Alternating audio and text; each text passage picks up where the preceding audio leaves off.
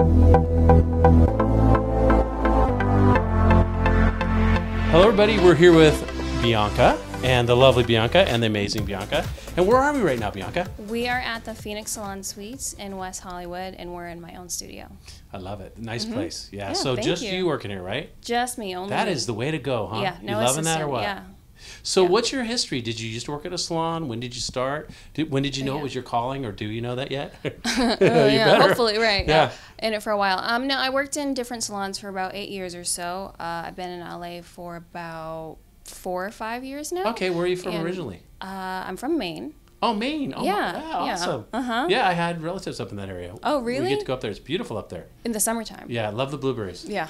Yeah, and there's a lot of bugs. People don't realize that. And Yeah. humidity. There's Crazy. no mosquitoes here, but No. tons there. Yeah. Yeah, have you ever seen a moose? Yes, I've seen many, So you know. many meese. You're, Yeah. Meese? Oh, yeah, Yeah, so yeah. you're a real Maine girl, right? Mm-hmm. Yeah. Love it. So how are Yeah. you adapting down here in Hollywood? It's so much better than Yeah? being in New England. Yeah. More creative, Yeah. more fun? More creative. The people are better. Weather is much better. Yeah. Life is just easier. How's the parking? Parking is a nightmare. Yeah, it can Yeah. be. And the traffic, oh my gosh. Yeah. You just got to know when to go and when not to go, right? Yeah. And then just not go. Yeah, pretty much. Yeah, Stay home. exactly. So when did you know you wanted to do hair?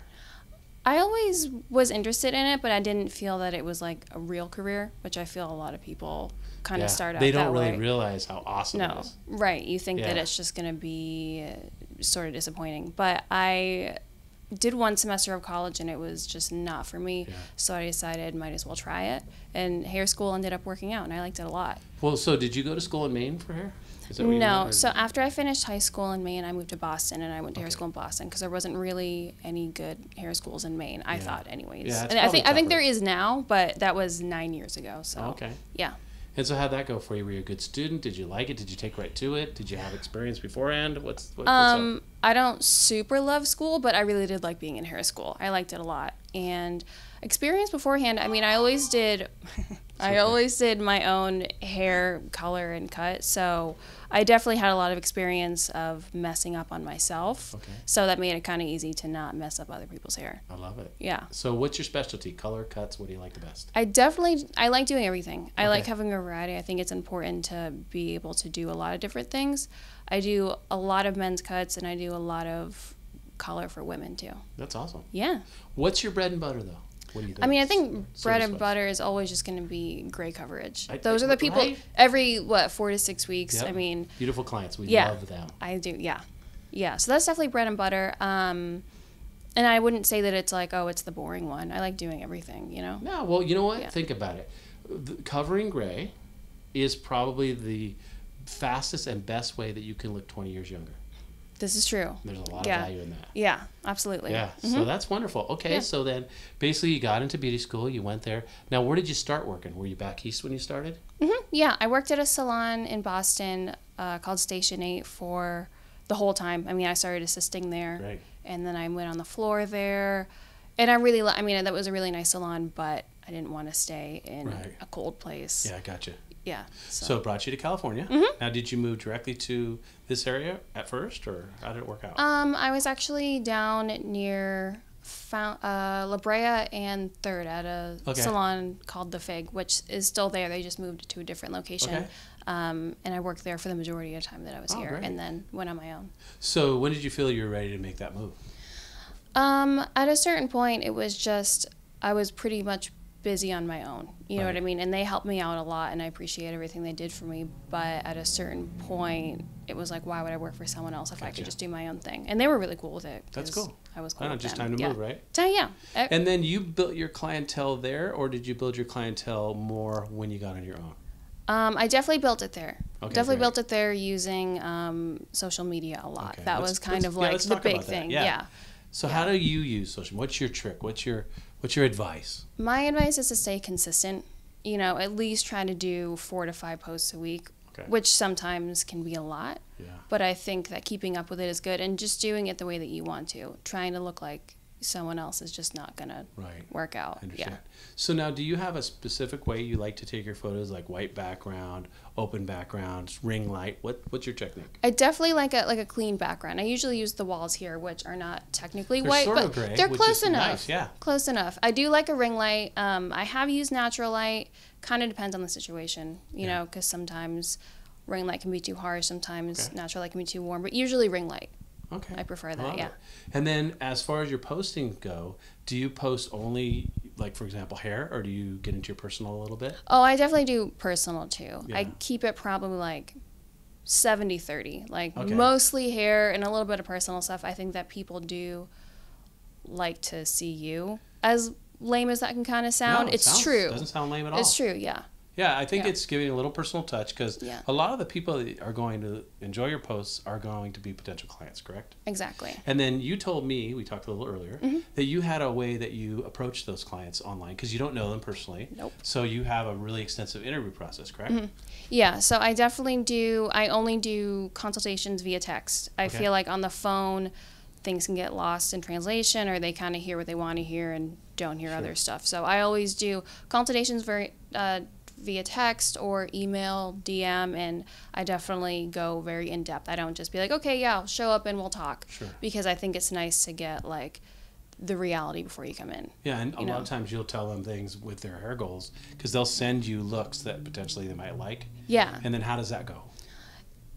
I mean, I definitely always want to see goals, and I definitely want to be honest about it, even if it's kind of like, that might not happen this time, maybe the time after, or let's do a different version of that that's going to work better for you. Right, I got it. You know, yeah. So you do a lot of consulting beforehand, so they kind of are aware of what's going to happen when they come in. Yeah, I think it's really important to do it beforehand, and then obviously when they're here too. Right. But doing that can kind of get it out of the way, so there's no like surprises, like oh, I'm not going to be platinum blonde today. Like no, you're not. Yeah. And then now you do some of the vivid colors and things. You said that your gray coverage is obviously your bread and butter, which is most people.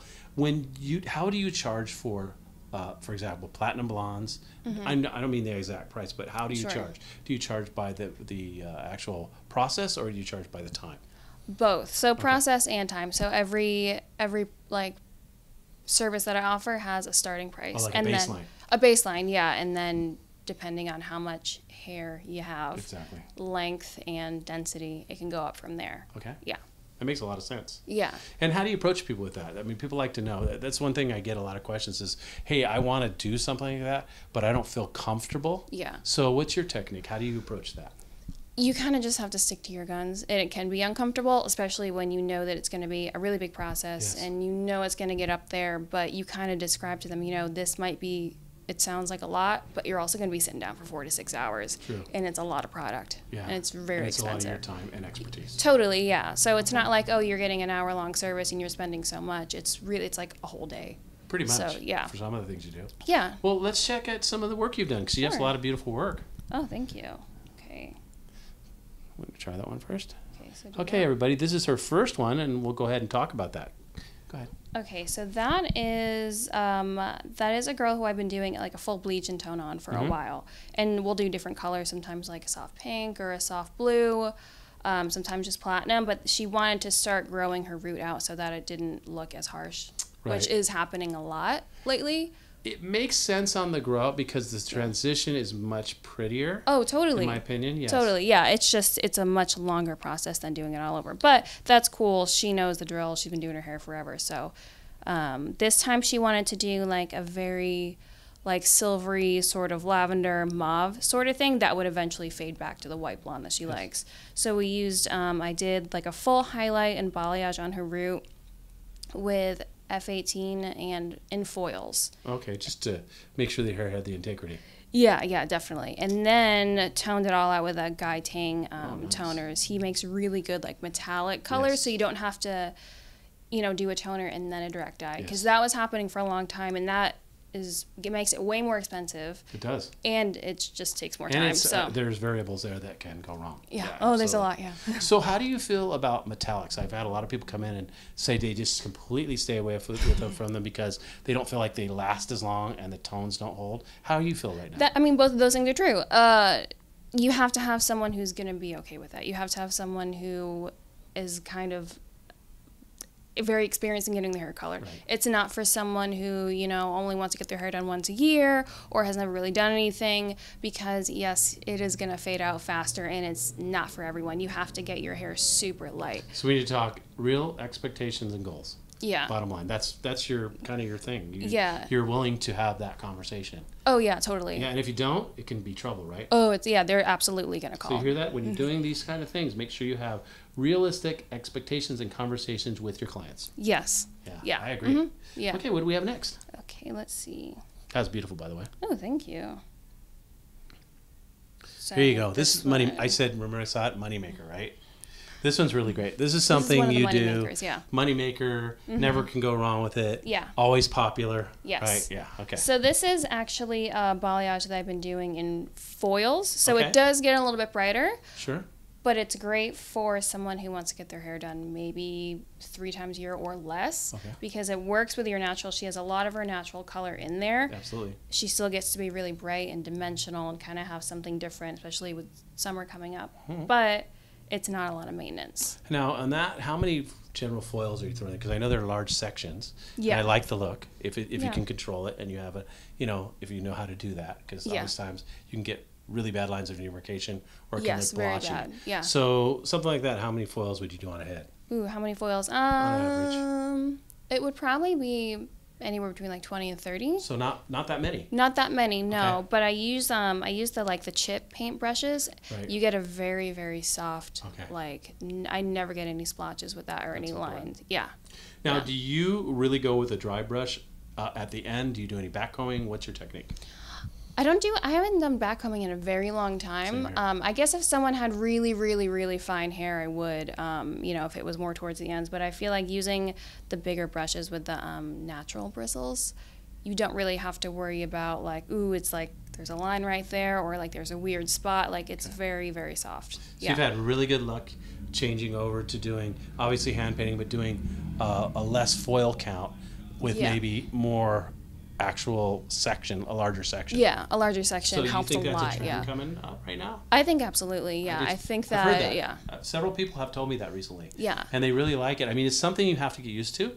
It's not something you just don't practice and you do it on No. your first client. You need to have your technique down. Yeah. And yeah. what are the things you need to watch out for when you're doing that? Some of the things that you would say. You want to make sure that you're formulating for each section. So if you're going to the left to the right, you want to bump it up 5 to 10 volume, so you don't have like a bright piece here and then like a medium yellow, Yeah. Okay. Paying Gotcha. attention to that. Adding heat to the last section really helps too. And I think knowing your toner, because sometimes when you're balayaging in foils, it can get really, really light really fast. Yeah. And then you tone it and then it's darker at the ends. Yes. And then it's a nightmare. You got to know how to read it in foils. Yeah. Yeah, definitely. Yeah. Mm-hmm. Okay, So great. just watching it, That's timing. Great advice. Yeah. So, and let's talk about that cut a little bit on that one. Mm-hmm. So, talk about that cut a little bit, because that is probably the most popular cut going on right now. Like it's kind of like a modified lob. Uh-huh. So, is that an asymmetrical on that one, or is that just A little bit, Yeah, bit, okay. yeah. It's like it's very textured and choppy. Sure. She likes it like very messy. She puts like Yeah. a dry texture Beachy spray in wave, you it. call it, right? Beach Yeah. wave. That's the thing. Yeah. It is. So then a little bit shorter in the back, but So a little bit of an A-line coming down forward. yeah, Yeah, and a little bit of asymmetrical and a lot of texture. a lot of texture. And then when you do your clients, not everybody knows how to get that look. I mean, it looks real simple and casual, Yeah. but you have to use the right technique, the right products, and the right tools. Yeah. Do you educate your clients and help them? I do. So, I do get a lot of pictures that are like a textured beach wave lob or even longer than that. And, that looks great.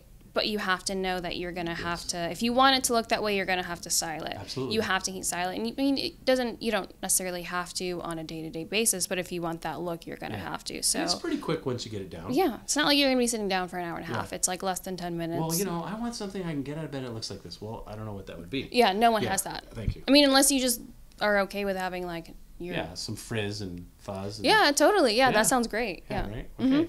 Thanks. Yeah. Yeah, we'll do that right away. What do we got next? Okay. So the next one, very white blonde. Platinum. See, this. now not everybody pulls this off. You know that. Not all stylists pull this off. It's hair goals, but it's hair breakage a lot of times. yeah. So you have to have the right products. You have to have the right patience. You have to produce Okay, I'm not talking for you.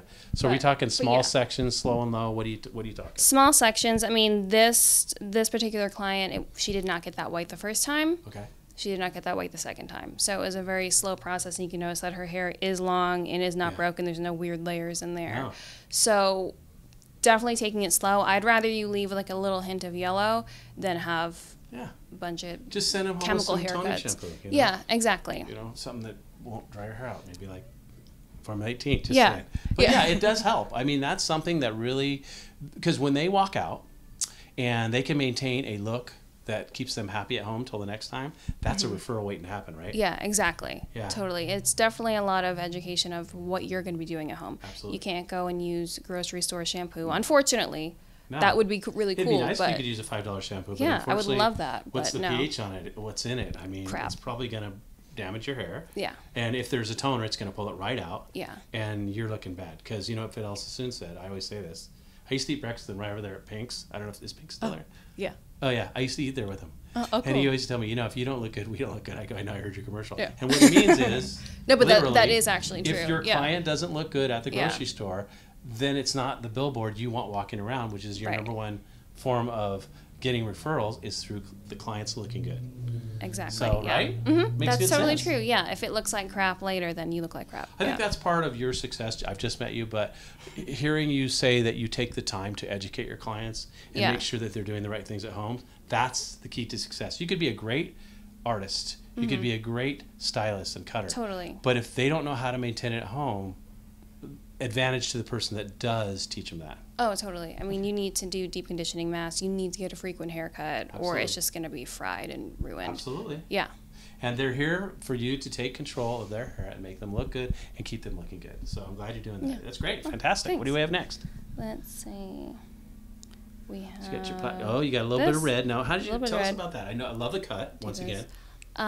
This was like a very heavy balayage in foils. Okay. And I toned it out with a copper and a red so that there would be like a mix. She showed me, a very like coppery strawberry blonde and then also a very auburn red, which are two totally different things. Right. But I figured let's do a little bit of both. Yeah. So there's pops of red in there, and it kind of just gives her a different look. It's eventually going to fade out to a nice golden blonde, which she likes. Yeah. So that's cool. Like a split personality red there. Right, she couldn't really make a decision what she wanted. Right. You heard it, listened. Yeah. And she goes, wow, you understand me. Yeah. And that's part of the game is when you understand through listening and through consultation. Exactly, yeah. And that's obviously first thing you told me is, I said, hey, can you tell me, well, the big thing with me is I really do heavy consultation because I need to understand where they're coming from. Yeah. So I get that theme with you and I like that. So that's excellent. Yeah. Oh, thanks. Wonderful. So what do we have next? Let me see. We're going to talk trend in a bit, you know that? Mm-hmm. Okay, so another. So there's your standard LA, by the beach, mom, daughter, teenager, 7-year-old, right? Yeah. Okay. So this was a balayage that I did without foils. So you can see it's a definitely softer look, and I did some cotton in between so that it wouldn't lay right on top. I got you. Definitely a lot brighter around the face, which everyone likes. Doing the A-line again, super on trend right now. But you can see a lot of her natural in there. Yes. But it's still very blonde, especially through the ends. Yeah, and you focus on that because that's how sunshine works, right? Exactly. You would see most of the brightness right around your face and right through the ends. Yeah. You're not really going to see it too much on top or really in the back that much. That's right. And it grows out really, really, really well. Really soft, and they're not going to hate you in a month if they miss their appointment. Right. No, they're not. Yeah. Right. They can let it go if they got stuff going on. I love it. Do we have anything else today? Let's see. Yeah, I got one more. Last one. Another platinum. Oh, yeah. Long platinum. Long platinum, yeah. So this is actually another girl that she didn't get platinum the first time. Obviously, pretty much no one does. We were working on it for a while, and she's been keeping up with like a bleach and tone retouch for like almost a year now, but decided, okay, I want to start incorporating my natural in there. Okay. So we did heavy highlight, heavy balayage to break that up so that she can, go maybe that extra month without having to go full to the root. Now, with her, did you go back in and put that false, did you put in a false root? or was that just natural? So it's both. So okay. Like definitely worked with her natural, and then to break. What's her natural, by the way? Her natural, she's probably like a 7. She's actually she's pretty light. She's pretty light. Because that looks pretty dark. It looks pretty dark. Okay. So with the toner, you want to go like a level dark. So I mean, I think I maybe toned her with like a 6 or a 7, just to kind of break up the line a little bit, so that it wouldn't just be like, oh, you look like you have a highlighted root, because that would look weird. Absolutely. Yeah. Well, and that's one of the things is when people try to do that, they may either go too light and there's no contrast, and they'll go too dark and they'll have a severe line of demarcation. Yeah, exactly. So it's kind of in between, and just with it being like a toner, it's just going to fade out and just eventually be really soft. And it will be with these things, with trying to like incorporate your natural, I feel like it ends up looking better over time. Yes. You know, once you're doing it for a while. If you do it correctly, yes. Yeah. Yeah. Well, you know, let's talk a little trend. I mean, these are great, and thanks for sharing, by the way. And I like your philosophy and how you do the consultations. I like the fact that, you know, you do use the social media in order to maintain clientele. Yeah. And then you also, because you're doing such a good consultation and you're spending the time to teach your clients how to do their hair, you're getting probably a lot of referrals, correct? Yeah, I get a lot of referrals. I would say most of my clientele at this point is referrals, and then social media. So it kind of come in hand, right? Because if you refer someone to someone else, they want to see either Instagram or a Yelp page or whatever. So they may have had a referral. They'll go to Instagram and then they'll contact you through your Instagram account. They do their research. Yeah, exactly. There you go. So it's wonderful. So guys, it does work. You have to stick to it. You have to be consistent, and you have to make sure that the pictures you post are good pictures, correct? Yeah, they have to be good pictures. Yeah. Just don't throw anything up. No, it's a representation of your work. I feel like quality over quantity at this point. I would agree. Yeah. Absolutely. Yeah. So let's talk trend. Okay, let's talk. You know, you do male cutting. Let's talk male trend. Like, what do you see in the next year or 6 months to a year? What do you see as far as men's haircut? Is the mullet coming back? I mean, oh God, precision cut? I really hope not. Really? Yeah. I'm thinking. Well, you know, there's guys rocking the mullet on Instagram a lot. Yeah. You know they are. Yeah, fashion mullets. I mean, but it's not for everyone. Yes. It's a very specific type of person. Yeah. But I would say that I think that the harsh haircut is kind of going where it's like really, really short on the sides. Like mine, really short. Yeah, but yours isn't necessarily what we're talking about. Sometimes they're like really harsh. But yeah, almost that same idea. Yeah, because normally what I do, because I do have the gray, you can see it coming in, and I don't color my hair. Yeah. The reason that I went with this cut is then I only have gray hair. Yeah. So it was like I didn't have to color my hair. Right, and it looks cool. It looks all right. Yeah. You know, it's good for my age appropriate. You know. Yeah. It makes me look younger than I really am. Yeah. So there you go. Yeah. So yeah, I agree. I think that this is kind of going out. I've noticed like I have wave in my hair, and a lot of people are embracing that. You know, a little longer, or they're combing it back and they're embracing the wave. Definitely a lot more natural these days. Not as heavily styled. Yeah, I mean the high, like I just like the high, but that's coming lower, I think. I don't know what you think. Is it kind of going down a little bit? Yeah, I feel like people still like to have the very long on top, but I think that just less heavily styled, if that makes sense. Got you. Yeah, more casual looking, more disheveled, more like you're not trying so hard. Yeah. Okay. That's always the goal. Okay, so you see that with men. Do you see long hair coming back for men at all? Yes and no. There's definitely, I feel like a lot of guys always want to, but they never do. Right. A lot of them don't have that nice a hair to grow it out. I mean, I've had long hair in the past. I've seen. Yeah, and if you have a wave, it's a lot nicer. Straight long hair is tough to deal with. It is, especially now that it's going to start getting hot again. And then the other thing is, you know, if you look at it like facial hair, where's that going in your opinion? Facial hair, beards are definitely happening. They still are, right? Right? Still are, yeah. I definitely do a lot of beard trims. Are you talking longer beards, shorter beards, mustache and beard, goatees? What do you see a lot? I'm seeing a lot more of like not super long beard, but definitely like beard and mustache. So not like the wizard. Man no, okay, got it. Okay. Yeah. Good. So what about coloring beards or coloring beards, hair color on beards, anything of that nature? Ooh, I've done that. I have a client who I do a rainbow beard on. But other than that, I don't think it's that popular. Yeah, guys just kind of go with the natural. They just kind of go with it, There you go. I like it. Yeah. Okay, now let's get down to the nitty gritty. What do you see in the next 6 months to a year for women's hair? For women's hair, I think color is definitely going to be looking a lot more natural.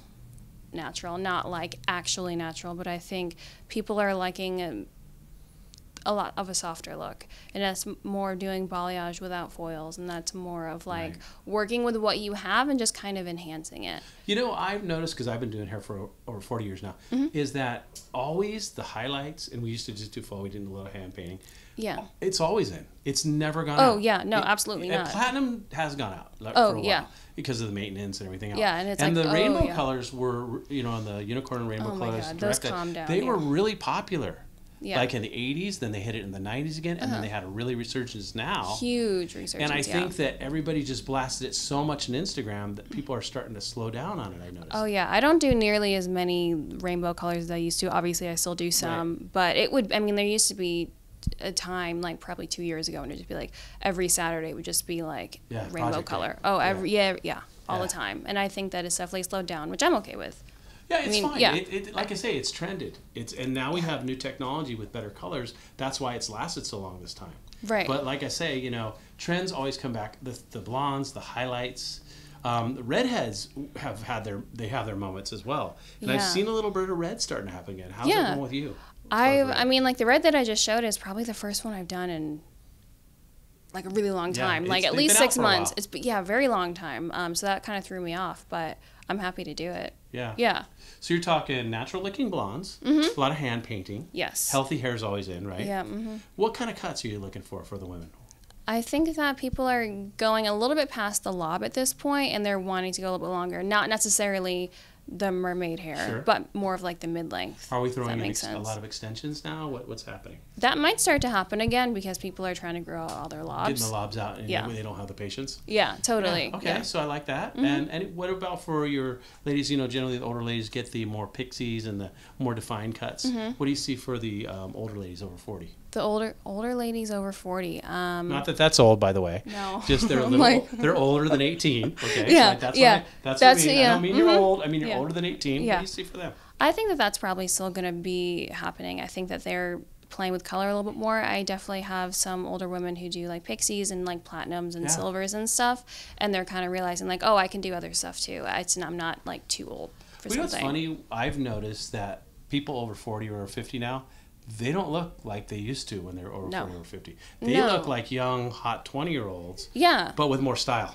Yeah, right. 40 is a new 20. I think so. I think it really is. Yeah. So you're looking at maybe more geometrics? What do you see?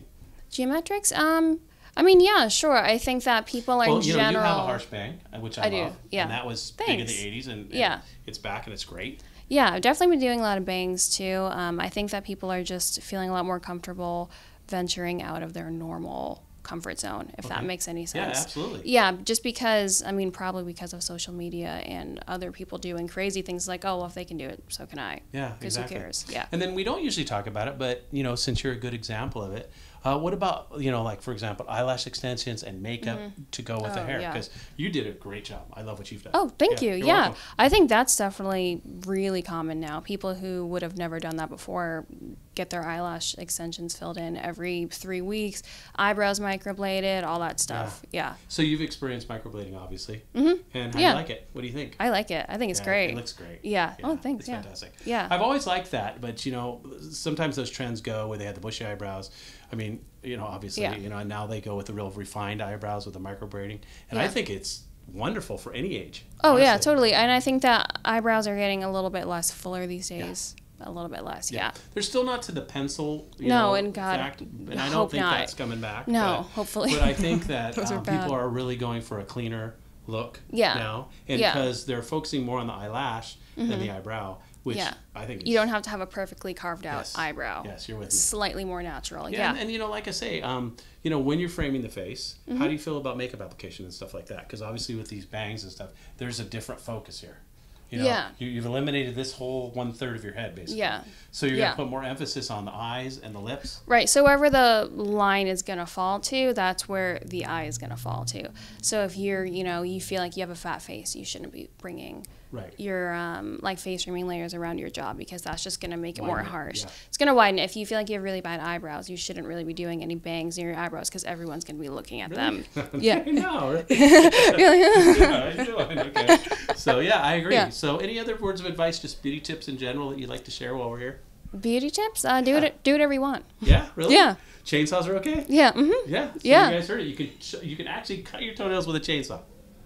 I didn't say that. But you're from Maine. Maybe you can do it, but not everybody, right? Yeah. You have to be very experienced. Yeah. Well, thanks so much. I really appreciate it. I love what you're doing. Your place is beautiful. Thank you I'm glad so you're having so much success. Thanks. And, you know, looking forward to see you soon on Instagram again, right? Yeah.